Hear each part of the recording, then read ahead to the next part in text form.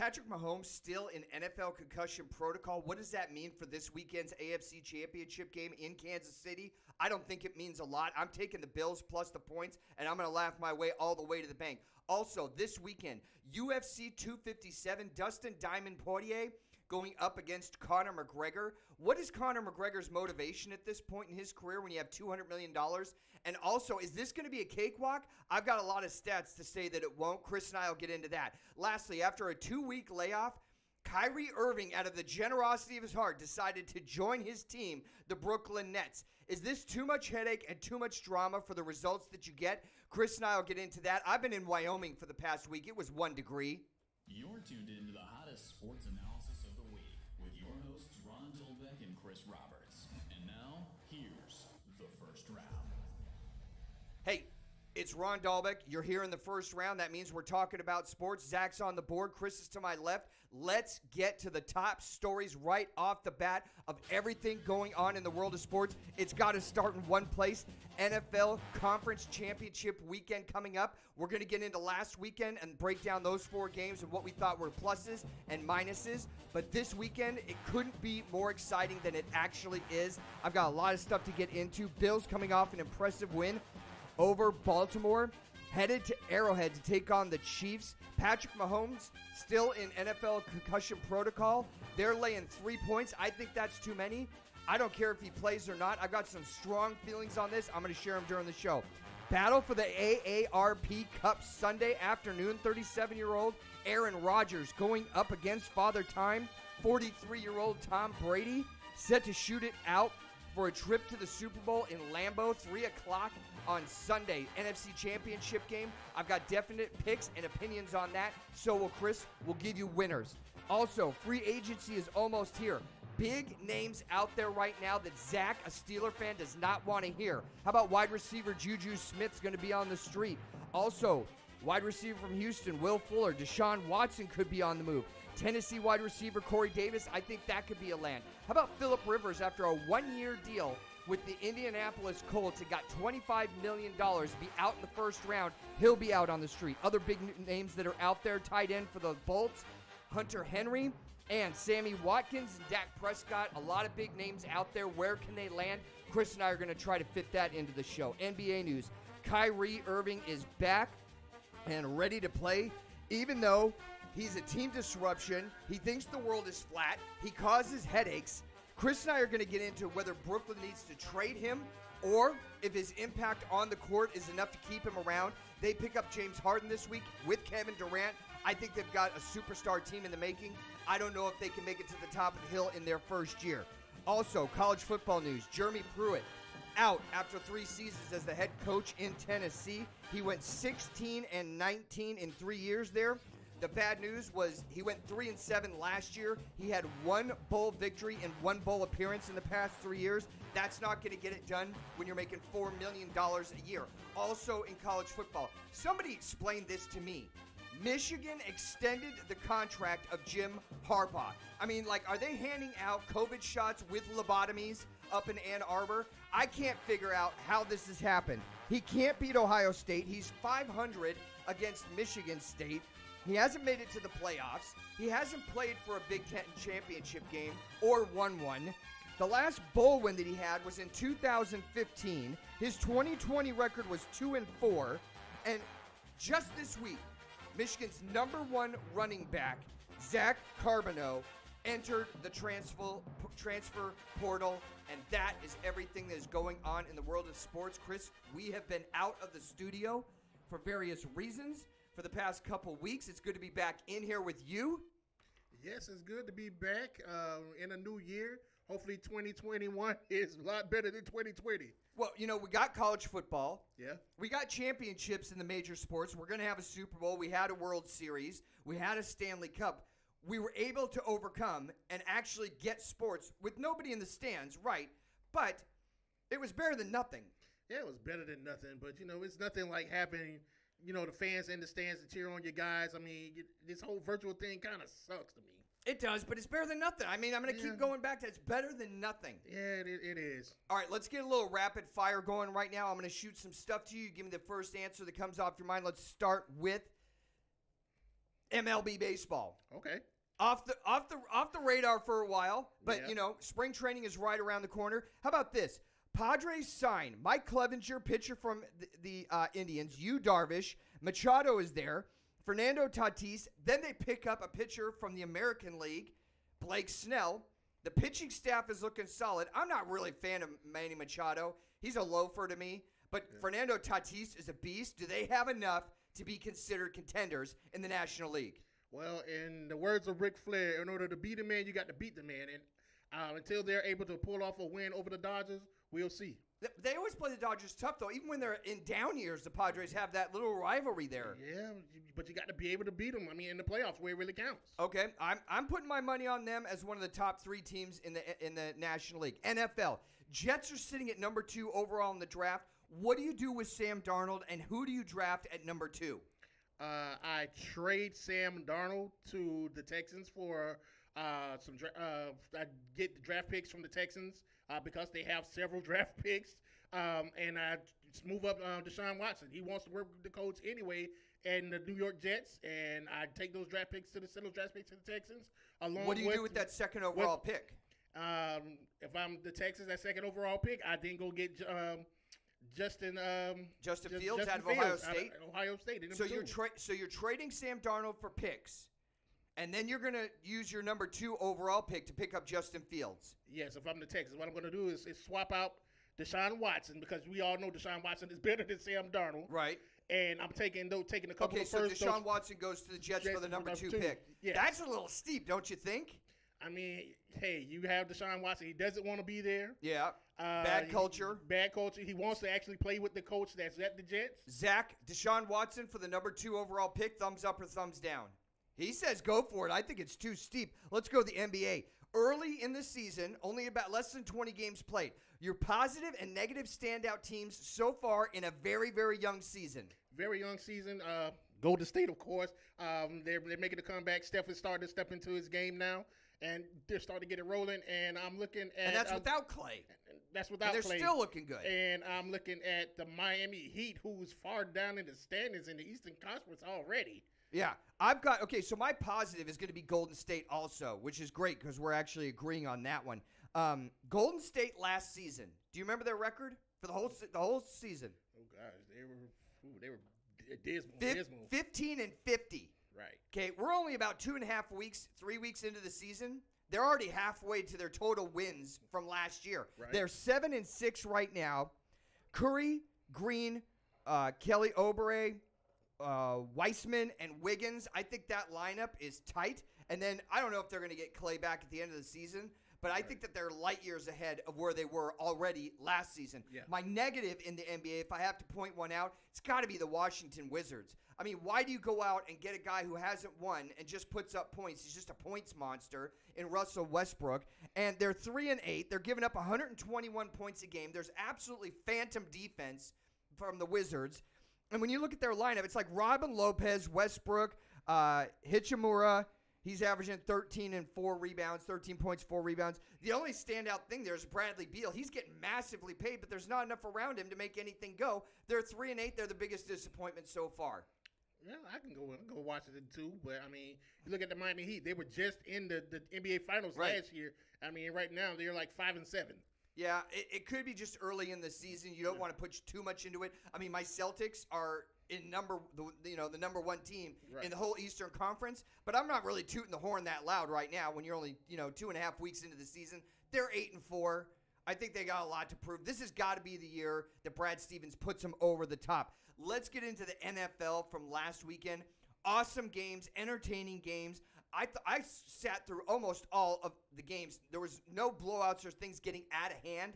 Right. I thought that there was really good competition. The teams that looked good, I'm going to go with the Bills and Josh Allen at quarterback, and then I'm going to go with their defense, holding Lamar Jackson to 162 yards passing, very ineffective running, and he had 0 touchdowns and 1 pick. Yeah, and that pick was a pick 6. I mean, so, I look at Lamar Jackson. He puts up these great numbers in the season, but I think by the end of the season, everybody has already had him schemed out. and I think they did a great job of scheming on Lamar Jackson in that game. Yeah, they just let go of their running back. Who was the guy out of Alabama that they had there? Mark Ingram. Yeah, Mark Ingram. They just released him. Plus, Josh Allen, what is this? It's only his third year. He's starting to really come into form. If I wanted a young quarterback like I need one with my team, the Patriots, Josh Allen would slide right in real nice. I don't know if the Patriots never move up.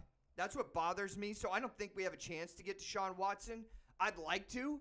But then you got to think, like, we got so many holes to rebuild at linebacker. We don't have any wide receivers. We drafted 2 tight ends. They virtually did nothing last season. I don't know. We have so many holes to fill. I was hoping we would tank more this season. And now we're sitting at 15 in the draft. I don't know. They're looking at getting Jalen Waddle or maybe Mac Jones. Mac Jones, I could live with that. I don't know if I want Jalen Waddle at this point. How about the Bucs and the Saints game Sunday night in New Orleans?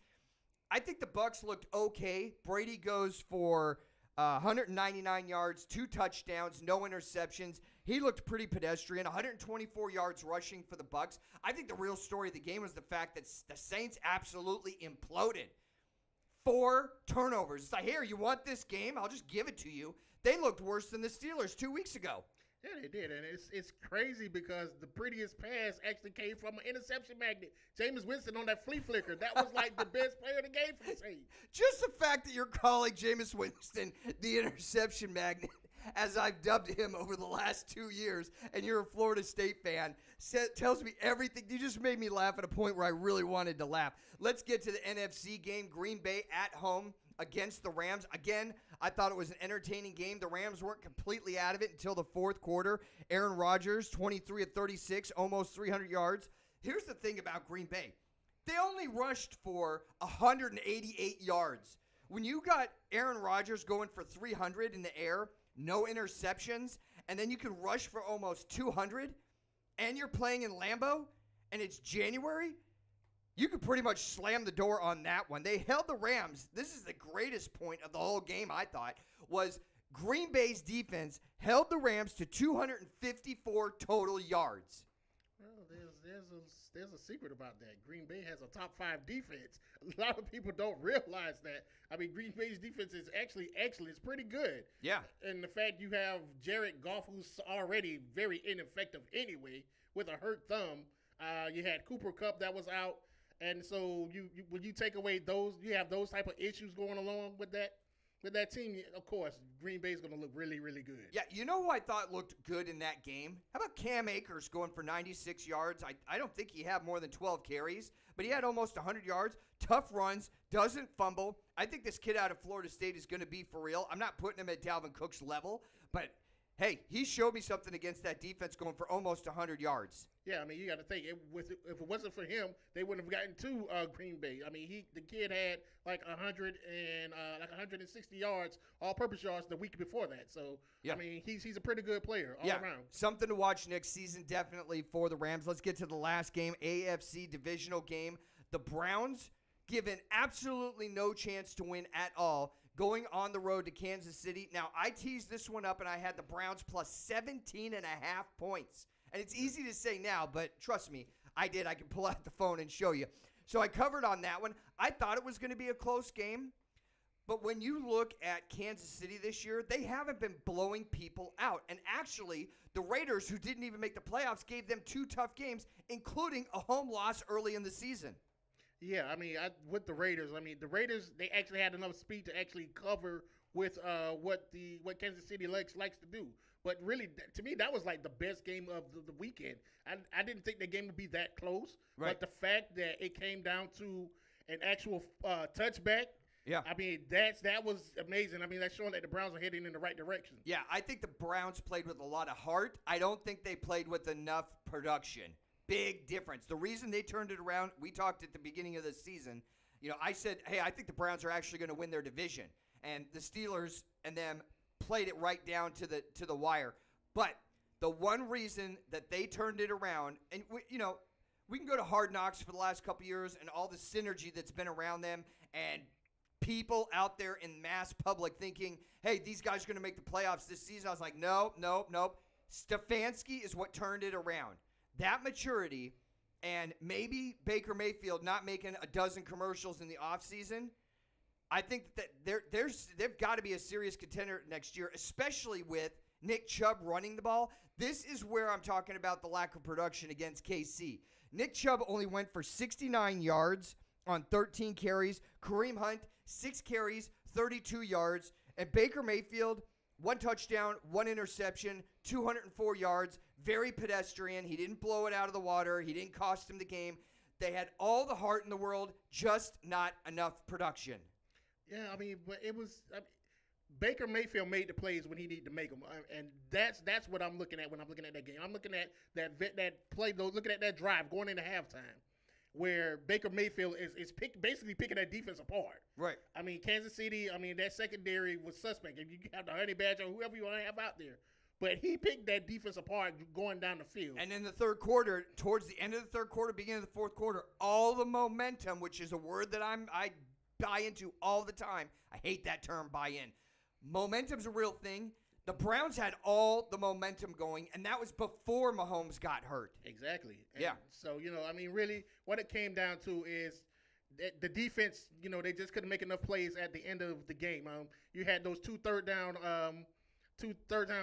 complete that they were able to do to get whatever. You had those 2 third down completions they was able to do. That was basically the difference in the game. Yeah, exciting game. We want to take a break right now and talk to you about the 4,000 people that have joined the First Round family. We appreciate you so much. Thank you so much.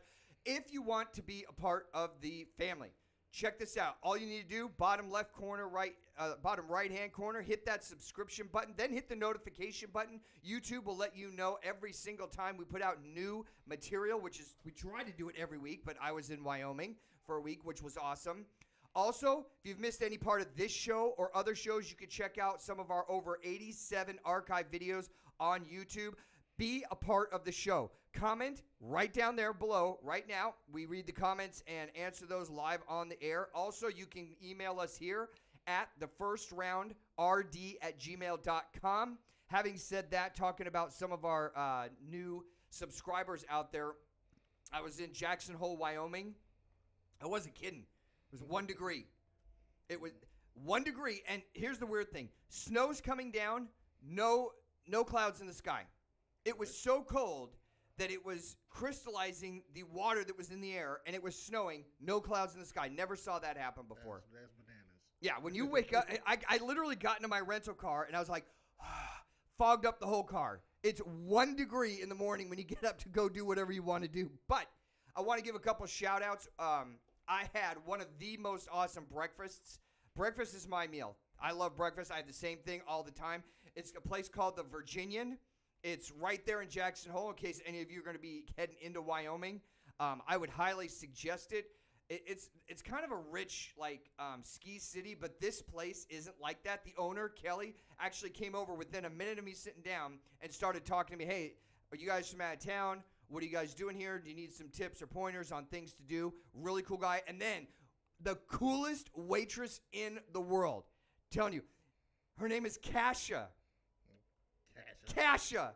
Okay. Yeah, she was definitely awesome. If you're in Jackson Hole, which probably not a lot of people are going to be in the next year, but if you are, you got to check out the Virginian. Go say hi to Kelly. Say hi to Kasha. She's an awesome waitress there. Totally makes people feel like they're at home. And then I happened to sit down next to this couple, and I think he had some college football gear on, but I'm not sure. They're from Chattanooga. They were actually on their honeymoon. His name is Rocky. Just got married to the love of his life, Rachel, that week. And they were spending their honeymoon in Wyoming. And he's a South Carolina fan, which is a forgivable offense because they haven't won anything since I was a fetus. But he was fired up Republican, fired up about SEC football. It was great. I hope you guys had an awesome honeymoon. 2021 is going to be great for you guys. Let's get back into sports. Break down the NFL games coming up this weekend. Green Bay is going to be at home against Tampa Bay. I said this is the AARP Bowl. You got a 37-year-old Aaron Rodgers going up against a 43-year-old Tom Brady. It's a 3-point line right now. This is my teaser parlay mega special 5-star millennial pick of the decade. I am taking the first half of it is I'm taking Green Bay, especially if it goes to 2.5, and I'm going to get that 3.5 points at home. I think they are on fire. I think that Rodgers is in a zone. I don't think Brady is going to play well. 3 games at the end of the season, last week, the week before, and the week before, road games. I'm loving Green Bay right now, big time. I think this game is going to be close. It depends on if Tampa Bay can get the running game going. If Tampa Bay is able to get the running game going, I think they have a shot. Right now, I'm going with Aaron Rodgers. Aaron Rodgers on that? Yep. Yeah, I think so too. This is the other part of my 5-star millennial lock of the century. Bills going on the road, getting 3 points at Kansas City. I said at the top of the show, I don't even care if Mahomes is going to play or not. It doesn't even matter. I think the Bills' D and what McDermott has done there in the past 3 or 4 years is locked down. I am in love with their defense, and Josh Allen has actually gotten over the hump. He is mature. He's not making these wild, crazy interception, superstar-like plays when he gets in trouble. He's also mobile. I think they have all the momentum right now. Kansas City is vulnerable. We know Kansas City to be an offensive juggernaut, and their defense is kind of like coming around the last 2 years. But listen to some of these stats. They played earlier this season, October 19th. KC got the better of them, 26-17. Not a blowout, fairly close game. But in other games KC had this year, home loss to the Raiders, then they beat them by 4. Beat Tampa Bay by 3. Beat Denver, the doormat of the AFC West, by 6. Beat Atlanta by 3. Beat New Orleans by 3. Beat Carolina. Did Carolina even have an offense this year? They only beat Carolina by 2. Then they played the Bolts in September, went to overtime, and only won by 3 points. This is not the offensive juggernaut that we have seen the last couple of years out of KC. It's just not. Sammy Watkins isn't 100%. Edwards-Helaire is not 100%. Now you've got Patrick Mahomes possibly not even playing, and I frankly don't even care if he does. I know they still have a lot of weapons there, but I am loving the Bills, big time in this. If it goes to 3.5, I'm going to be dancing, taking 9.5 points on a teaser. I'm getting Green Bay at 3.5 points. I am loving it like McDonald's. This is definitely going to be a tough game to call, simply because you don't know if Pat Mahomes is actually going to play in this game. I think Chad Henne, he proved that he was pretty decent for like the last 5 minutes of that game. Yeah. But he's not Pat Mahomes. He doesn't have that escapability or the playmaking of Pat Mahomes. If Pat Mahomes play, I'm going to give the edge to the champs. You going to lay 3.5 for 3 points? Yeah. If Pat Mahomes play, I'm going with the champs. I think he will end up playing, but I don't think it's going to matter because I don't think we're giving enough value to the Bills' defense. Oh, I mean, this is a top 5 defense, man. That's the not joking around crew on defense. The Bills' defense is great, right? But again, when it comes down to Pat Mahomes, it's just his ability to make plays out of nothing. He could barely get up after that hit, which wasn't that violent. And that's giving me pause. You can't be 100% a week later when you get up and you look like old man curmudgeon. Your offensive linemen are trying to hold you up, get you up. I mean, I don't know where he's at. Right. There's a doctor or several doctors and a couple players on the team and Andy Reid who know exactly where he's at and God, and that's it. But frankly, I mean, I don't care. I think the Bills are on such a hot streak. They're playing with such momentum right now. I thought that was a huge win over a really threatening offensive team when it comes to Baltimore. You got to account for Lamar Jackson. He's last year's MVP. That's a nightmare right there. They held him to no touchdowns and under 160 yards passing. But Lamar Jackson is not the passing threat that Pat Mahomes is. No, he's not. He's not. If Lamar Jackson had the ability to pass the ball at Pat Mahomes and they shut him down, that would be something entirely different. But you have Lamar Jackson whose passes only know one speed, and that's fast. Yeah. Yeah, he's got to learn to put a little finesse on it, but I still think he's a dangerous threat. And they had J.K. Dobbins, and they had who's the guy that just they had Mark Ingram. Right. And I thought that was a good double threat running back combination this year. I think they were an offensive threat, and the Bills just shut them down. And I was so happy. I shouldn't be happy for Bills Mafia, but if you go to our Twitter feed at the first round 1, I was posting out how happy I was just for the Bills fans because, you know, when you've been in the incubator for 35 years and you haven't won since most of these people were children, I was stoked for them. They got a home win against Indianapolis. Then they got a big home win against a really tough team and a smart coach. And now they're going on the road. I think they have a lot of momentum. I am loving this if it goes to 3.5 because I'm going to take the 9.5 and dance all the way to the bank. Let's get to UFC 257. Conor McGregor against Diamond Dustin Poirier. 1 to 10, how much excitement level do you have for this fight, Chris? I have probably around like a 8.5. Yeah? Yeah. Conor, you got to put up $300 to win 100 straight up on him. 24-4. The 2 losses he had were to Nate Diaz in 2016 and Khabib in 2018. The 2 losses he had before that were to some guys that aren't even on the planet anymore back in 2010 and 2008. I don't even remember what their names were. Here's the thing. I don't think this is going to be a run over. Even though he's got that left, Conor, he can put you to sleep in a half a second. Dustin Poirier is 26-6, and he's actually on a 5-fight hot streak right now. He's beaten Max Holloway, not a joke, champion. Justin Gaethje, also a champion. Eddie Alvarez, he's on the way out, but at the time that they fought, he was still, had the best years in front of him. He was still in his prime. Beat Dan Hooker, fifth round unanimous decision, and he took out Anthony Showtime Pettis, who's not a joke. He's a tough fighter, super skilled, beat all those guys. I think this is going to be a tough fight. Yeah, I think it is going to be a tough fight. I actually think this is going to go all 5 rounds. To be honest with you, and the thing that I want to see is if this goes 5 rounds, does Conor still have the stamina to complete those 5 rounds? The biggest question with him always is his cardio. If you get him into deep water in the 4th or 5th round, he starts slowing down. We saw that with Khabib. We saw that with the Diaz fights. Right.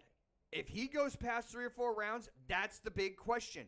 But the other question that I brought up at the beginning of the show was, what is his motivation right now? You got $200 million in the bank. You're a 2-time belt winner at the same time in 2 different weight classes. He's done everything. He's the star of the UFC. He's part of the reason they got a $4 billion sale 2 years ago. This guy's a rock star. What's the motivation for him at this point? I think he's trying to go back and erase that embarrassment of when he fought Khabib. Right. Khabib basically choked him out in the 2nd round. And so I think that's his whole motivation. I have to go back and I have to fix that because that's something that's tearing at my legacy. Yeah. Speaking of tearing at legacies, these 2 hooked up in 2014. Conor put him to sleep with a TKO in the 1st round. I went on to ESPN today and checked their fight pick section. 86% of people picking Conor, 75% by a knockout or TKO, 11% that he wins in decision. So, how do you see this breaking down Saturday? Because I think it's actually going to be an entertaining fight. I would like to see it go deep. That fight, I'm actually looking for this fight to go all 5 rounds. I mean, I'm looking for a decision. Okay, and who do you got? If it goes all 5 rounds, I'm edging towards Poirier simply because of Conor's issues with stamina. Yeah, well, I mean, I can't argue with the stamina stuff. It's an old story. We're not saying anything new here. If Conor's going to get him, it's going to be with that left in the first 3 rounds. But don't you think Dustin knows that at this point? Exactly. Yeah.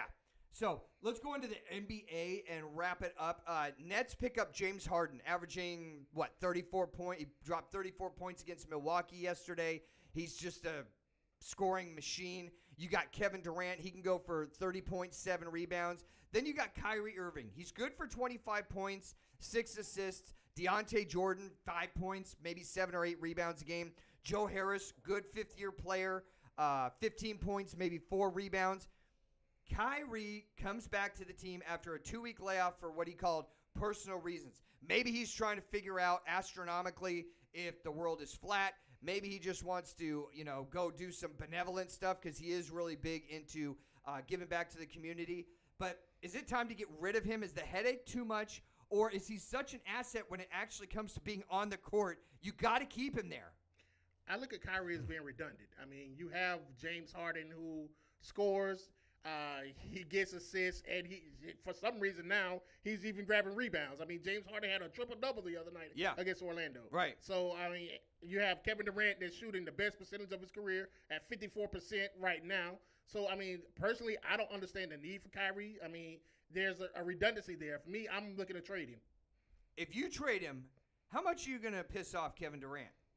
At this point, I think with Kevin Durant having James Harden, they already have a relationship. Yeah. They've already played together. They already know each other's What's that got to do with mannerisms Kyrie? or whatnot. I mean, because when you look at it, James Harden wasn't on the menu at the time Right. to bring to Brooklyn. But if you get 25 points, where are you going to make that up? I mean, again, That's 25% of your scoring right there. But That's a lot. But you have to understand too, James Harden and Kevin Durant, like I said, they already have that chemistry together. Whereas you look at Kyrie averaged like 26 points, Right. And six assists. Prime example. I give you a prime example. In that game, you had Kyrie Irving, who his game was on the line. He shot the ball, missed the ball. Kevin Durant, somebody got the rebound, kicked the ball out to Kevin Durant. You had James Harden the other night, same scenario. Shot a three, missed the ball, went and got his own rebound, kicked out to KD. KD hits the game winner. So, I mean, you have a guy who's going to go out and do the extra things to make KD happy. I don't think Kyrie has that in him to do so. One, I don't know what you're going to get. And two, I have a real hard problem trading 25 points because where am I going to get 25 points in a trade? I'm going to get something like 15 and 5. I'm going to be on the losing end of it. If he can reassure me you're going to be on the court for the rest of the year, because what's your favorite saying? The best what? The best ability is availability. Right, and he hasn't been available. But if he can ensure me, look me in my eyes and tell me, I don't care if you think the world is flat. I don't care if you're having drama with your baby mama or whatever else is going on. You're trying to figure out if cat is spelled D-O-G. I don't care about any of that stuff. If you're going to be on the court, I know he's going to produce. I'm not going to get 25 points if I trade for him. I might piss off Kevin Durant because that was one of the reasons that Durant went there. So now I'm getting rid of a selling point to even bring Durant in there. As much as I hate to say it, and I'm not a fan of Kyrie, but he is a talent, I'd have to keep him. Well, I mean, the reason I said I would trade because at this point, I mean, Kevin Durant has played every game this season. Kyrie has shipped out for 2 weeks. Therefore, they haven't built chemistry. Right. So, I mean, you have James Harden and KD that's already building that chemistry that's already stronger than KD and Kyrie's on already. So, at what point does Kyrie's distractions begin to take away from the chemistry of the whole team? Yeah, I mean, that's the big question, and I don't know. We're going to have to see how the season plays out. Chris, what else is going on in the world of sports? Well, I mean, I forgot to mention today when we were talking about the Bills, but the Bills Mafia, I will give you guys kudos for what you did. When Lamar Jackson went out with a concussion, the Bills Mafia, the fans from the Bills, actually took their hard-earned money and actually gave money to Lamar Jackson's charity. That was something that's great. You don't see that every day, that you have fans that actually helped somebody who actually got hurt and donated to his charity. Yeah, after beating them as a New England Patriot fan for so many years like a drum, I have absolutely no animosity or hate towards these people. I was glad that Buffalo got 2 huge home playoff victories for the first time in like about a bazillion years. That music can mean only one thing. It's time to thank our support staff. The man on the board, Zach, the awesome, doing a great job. Man on my left, you all know who that is. It's Chris Roberts. El Presidente, Chet 40, for all of us here at the first round. Thank you for being a part of the show, and subscribe today. Hit that subscription button, hit the notification button, become a part of the first round family. Look out for our way too early top 10 college football list that we are putting out this week. Hit the like button, and we will see you next weekend.